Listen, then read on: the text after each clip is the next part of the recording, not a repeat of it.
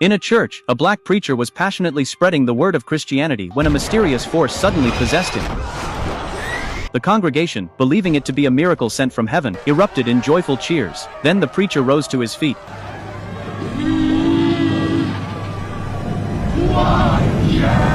And the room fell completely silent. He seemed to have gained the ability to make his words become reality. Convinced he had been chosen by God, he was privately reveling in the moment, until his body suddenly burst apart in a scene of pure carnage. Turn out to be, this force was called Genesis, born from both a demon and an angel. Whoever Genesis possessed would be granted absolute divine power, the ability to command all living things with nothing beyond their word.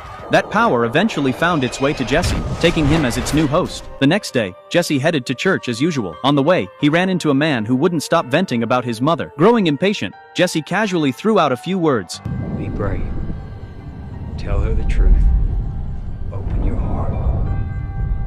The man immediately fell into a trance-like state, repeating the phrase over and over. He then traveled across town to a restaurant, tracked down his mother, and, right in front of her, tore his own heart out of his chest. Jesse had unknowingly triggered the word of God.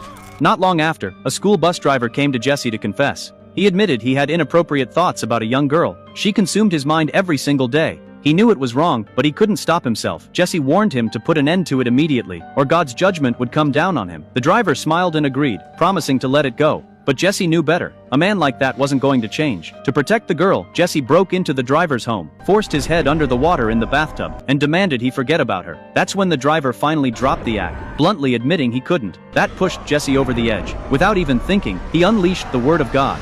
Forget. Only to be thrown back by the recoil of the power itself. Something clicked for Jesse in that moment. To test his theory, he went to Tracy's house and directed the word of God at her.